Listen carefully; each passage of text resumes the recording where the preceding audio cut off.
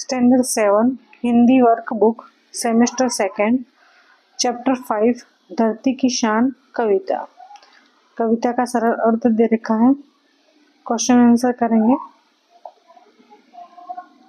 First है, निम्नलिखित प्रत्येक प्रश्न के उत्तर के लिए दिए गए विकल्पों में से सही विकल्प चुनकर उसका क्रम अक्षर प्रश्न के सामने दिए गए बॉक्स में लिखिए। तो पहला प्रश्न है कि मनुष्य किसकी शान है? तो मनुष्य धरती की शान है, तो सी ऑप्शन सही हो जाएगा। दूसरा है, मनुष्य की मुट्ठियों में क्या बंद है? तो मनुष्य की मुट्ठियों में तूफान बंद है, तो डी ऑप्शन सही हो जाएगा। तीसरा है, मनुष्य धरती से किसको जोड़ सकता है? तो मनुष्य धरती से अंबर को जोड़ सकता है, तो बी ऑप्शन सही हो जाएगा। चौथा है, मनुष्य किसको थाम सकता है? तो मनुष्य काल को थाम सकता है, तो ए ऑप्शन सही हो जाएगा। आगे है, पंडित भरतव्यास क्या थे? तो पंडित भरतव्यास गीतकार थे, तो सी ऑप्शन सही हो जाएगा। आगे दूसरा है, निम्नलिखित प्रश्नों के सही विकल्प के सामने बॉक्स दे रखा है, वहां पे राइट का चिन्ह करना है। पहला है, मनुष्य चाहे तो काल को थाम ले, तो यहाँ पे हम टिक करेंगे। मनुष्य चाहे तो धरती को अंबर से जोड़ दे, तो यहाँ पे हम टिक करेंगे, अंबर से जोड़ दे। मनुष्य चाहे तो माटी से अमृत निचोड़ दे, अमृत निचोड़ दे। आगे दे रखा है तीसरा प्रश्न, कोष्टक में से उचित शब्द चुनकर रिक्त स्थानों की पूर्ति कीजिए। प्राण, अमृत, भ्रगुटी, तूफान और मुख। तो पहला है, तेरी मुट्ठियों में बंद तूफान है, तूफान लिखेंगे। तू जो चाहे नदियों के मुख को भी मोड़ दे, तू जो चाहे माटी से अमृत निचोड़ दे। अमर तेरे प्राण मिला तुझको वरदान, तेरी भ्रकुटी में तांडव का ताल है। आगे चौथा करेंगे, सही व्याख्यान चुनकर विधानों को पूर्ण कीजिए। पहला है, मनुष्य के प्राण अमर है क्योंकि का ऑप्शन सही हो जाएगा कि उसकी आत्मा स्वयं भगवान बैठे हैं, कि उसकी आत्मा में स्वयं भगवान बैठे हैं। मनुष्य के प्राण अमर हैं क्योंकि उसकी आत्मा में स्वयं भगवान बैठे हैं। दूसरा प्रश्न है, मनुष्य जितना चाहे उतना ऊंचे जा सकता है क्योंकि का ऑप्शन सही है क्योंकि उसकी उड़ान नभ से भी ऊंची है, तो ऑप्शन सही हो जाएगा कि उसकी उड़ान नभ से भी ऊंची है। आगे है पांचवा, कि निम्नलिखित प्रश्नों के उत्तर एक एक वाक्य में लिखिए। एक एक वाक्य में आपको उत्तर देना है। पहला है, कवि ने किसे धरती की शान कहा है? धरती की शान, कवि ने मनुष्य को धरती की शान कहा है, मनुष्य को धरती की शान कहा है। दूसरा है, कवि ने मनुष्य को क्या पहचानने के लिए कहा है? तो कवि ने मनुष्य को अपनी शक्ति पहचानने के लिए कहा है। तीसरा है, महाकाल कहाँ छिपा है? तो महाकाल मनुष्य की छाती में छिपा है।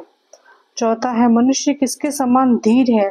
तो मनुष्य धरती के समान धीर है, धरती के समान धीर है मनुष्य। कवि ने मनुष्य को किसके समान वीर बताया है? तो कवि ने मनुष्य को अग्नि के समान वीर बताया है, अग्नि के समान वीर बताया है। आगे है छठा प्रश्न, निम्नलिखित प्रश्नों के उत्तर लिखिए। तो पहला है, कवि ने मनुष्य को महान क्यों कहा है? कवि ने मनुष्य को महान क्यों कहा है? तो मनुष्य में अद्भुत शक्तियां हैं, वह असंभव को भी संभव कर सकता है। जो भगवान सब कुछ कर सकता है वह मनुष्य की आत्मा में निवास करता है। मनुष्य में हिमालय जैसा उन्नत दिमाग है, उसकी तिरछी भौहें में शिव के तांडव जैसा सामर्थ्य है। मनुष्य की इन असाधारण शक्तियों के कारण ही कवि ने उसे महान कहा है कि मनुष्य में अद्भुत शक्तियां हैं, वह असंभव को संभव कर सकता है, और उसके मनुष्य की आत्मा में भगवान निवास करते हैं, और उनका दिमाग है मनुष्य का वो हिमालय जैसा है, उसकी तिरछी भौहों में शिव के तांडव जैसा सामर्थ्य है। तो इन सब शक्तियों के कारण ही मनुष्य को कवि ने महान कहा है। दूसरा प्रश्न है, आप क्या क्या कर सकते हैं? तो मैं नदी में तैर सकता हूँ, मैं कुएं से पानी निकाल सकता हूँ, मैं साइकिल चला सकता हूँ, मैं पतंग उड़ा सकता हूँ, मैं क्रिकेट में अच्छी बल्लेबाजी और गेंदबाजी कर सकता हूँ, और इस तरह मैं बहुत से काम कर सकता हूँ। आगे है तीसरा प्रश्न। तीसरा प्रश्न है विविध क्षेत्रों में मनुष्य ने क्या क्या प्रगति की है। कि रासायनिक खाद और ट्रैक्टर बनाकर मनुष्य ने कृषि क्षेत्र में अनाज का उत्पादन बढ़ाया है। कि मनुष्य ने रासायनिक खाद और ट्रैक्टर बनाकर कृषि क्षेत्र में अनाज का उत्पादन बढ़ाया है और विद्युत शक्ति से चलने वाली मशीनों द्वारा उसने उद्योग क्षेत्र में कपड़ा, प्लास्टिक, रबर आदि से तरह तरह के उत्पादन किए हैं। भवन निर्माण के क्षेत्र में उसने अनोखी सफलता प्राप्त की है। मोटर, बस, रेलगाड़ी, दुपहिए, विमान आदि के निर्माण से यात्रा बहुत सुगम हो गई है, बहुत ही आसान हो गई है। फिर टेलीफोन, मोबाइल, ईमेल आदि के द्वारा संचार व्यवस्था में क्रांतिकारी बदलाव आया है। कंप्यूटर के आविष्कार से हर क्षेत्र में उपयोगिता साबित दी है। चिकित्सा के क्षेत्र में तरह तरह की दवाइयाँ और इलाज के लिए साधन खोजे गए हैं। इस तरह विविध क्षेत्रों में मनुष्य ने अद्भुत प्रगति की है। इस तरह से आगे है चौथा प्रश्न। कि अन्य जीवों से मनुष्य महान कैसे है। कि दूसरे जीवों से मनुष्य महान कैसे है। तो मनुष्य के पास अन्य जीवों की अपेक्षा सोचने और समझने की विशेष बुद्धि है। इसी बुद्धि के द्वारा उसने अनोखे आविष्कार किए हैं।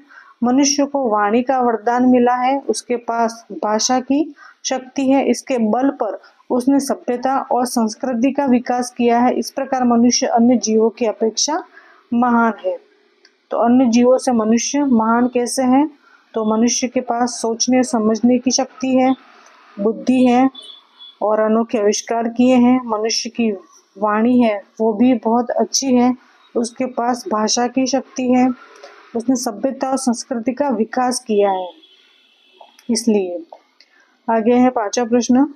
कि मनुष्य क्या क्या कर सकता है। तो मनुष्य पहाड़ों को तोड़ सकता है, वह नदियों के बहाव मोड़ सकता है, वह मिट्टी से अमृत निकाल सकता है, वह धरती और आकाश को एक कर सकता है। इस प्रकार मनुष्य असंभव लगने वाले काम भी कर सकता है। ये सारी खूबियां मनुष्य में होती है। आगे है छठा नंबर। के मनुष्य युग का आह्वान कैसे कर सकता है। तो मनुष्य की वाणी में बड़ी शक्ति है। वाणी के बल पर वह लोगों को प्रभावित कर सकता है, वह लोगों के विचार बदल सकता है। इस प्रकार अपनी वाणी के प्रभाव से मनुष्य युग का आह्वान कर सकता है। सातवां प्रश्न है कि मनुष्य यदि हिम्मत से काम ले तो क्या हो सकता है। तो मनुष्य यदि हिम्मत से काम ले तो धरती पर पापों को बढ़ने से रोका जा सकता है। दुनिया में बढ़ने वाली पशुता कम हो सकती है। इस प्रकार मनुष्य यदि हिम्मत करे तो दुनिया को बदला जा सकता है। आगे है सातवां प्रश्न। कि निम्नलिखित काव्य पंक्तियों का भावार्थ लिखिए। काव्य पंक्ति यहाँ पे दे रखी है, उनका भावार्थ लिखना है। पृथ्वी के लाल तेरा हिमगिरी सा भाल, तेरी भ्रकुटी में तांडव का ताल है। तो इसका भावार्थ है कि हे पृथ्वी के पुत्र, पृथ्वी के लाल यानी पृथ्वी के पुत्र, तेरे पास हिमालय जैसे ऊंचे दर्जे हिमालय जैसा ऊंचे दर्जे का दिमाग है। तू अगर क्रोध में अपनी भौहें तिरछी कर दे तो उसका वही असर होगा जो शिव के तांडव की ताल में होता है। आगे है दूसरा। गुरु सा मतिमान, पवन सा तू गतिमान, तेरी नभ से भी ऊंची उड़ान है रे। तो हे मनुष्य, तुझ में महान देव गुरु जैसी बुद्धिमता और तू पवन की तरह गतिशील है। तू आकाश से भी ऊंचे पहुंचने की शक्ति रखता है। ये इसका भावार्थ है। आगे है निम्नलिखित शब्दों के समानार्थी शब्द लिखिए। समानार्थी शब्द लिखने हैं। धरती, धरती को भूमि पृथ्वी, पर्वत को पहाड़, नदी सरिता, माटी मिट्टी, अंबर आकाश, अग्नि आग, पवन हवा। आगे है निम्नलिखित शब्दों के अर्थ लिखिए। शब्दों के अर्थ लिखना है। हष्ट पुष्ट, तगड़ा और हट्टा कट्टा। संवाद, बातचीत। शीघ्र, जल्दी। जौहर, पराक्रम। अजनबी, अपरिचित। वेदांत, ब्रह्म विद्या। मुकद्दर, भाग्य। शागिर्द यानी शिष्य। व्रति, मनोदशा। स्पष्ट, साफ साफ। ये शब्द के अर्थ हो गए। अब उचित जोड़ मिलाइए। आपको अ और ब को मिलाना है। जैसे मनुष्य की आत्मा में स्वयं भगवान है, मनुष्य के नैनों में ज्वाल है, मनुष्य की प्रकृति में तांडव का ताल है, मनुष्य की वाणी में युग का आह्वान है, मनुष्य की छाती में महाकाल है। इस तरह से आपको लिखना है और यहाँ पे उत्तर लिखना है। पहला, मनुष्य की आत्मा में स्वयं भगवान है। दूसरा, मनुष्य के नैनों में ज्वाल है। तीसरा, मनुष्य के प्रकृति में तांडव का ताल है। चौथा, मनुष्य की वाणी में युग का आह्वान है और मनुष्य की छाती में महाकाल है। आगे है निम्नलिखित शब्दों के विरुद्धार्थी शब्द देकर वाक्य में प्रयोग कीजिए। विरुद्धार्थी शब्द देना है। उदाहरण, धरती का आकाश, तो वाक्य पक्षी आकाश में उड़ रहे हैं। अमृत का क्या हो जाएगा विरुद्धार्थी शब्द? विष, तो वाक्य शंकर जी ने विष पी लिया था। वरदान का क्या हो जाएगा? अभिशाप। दहेज प्रथा एक सामाजिक अभिशाप है। ऊंचा नीचा, तो शर्म से उसका सिर नीचा हो गया। आगे है पाप पुण्य, विद्या का दान बहुत बड़ा पुण्य है। जीवन मृत्यु, वीर पुरुष मृत्यु से नहीं डरते। आगे है 12वां प्रश्न, नीचे दिए गए शब्दों को शब्द कोश के क्रम में रखिए। तो पहला लिखेंगे आईना, क्षति, जंकार, तूफान, नयन, वरदान और शीश। इस तरह से ये हो जाएगा।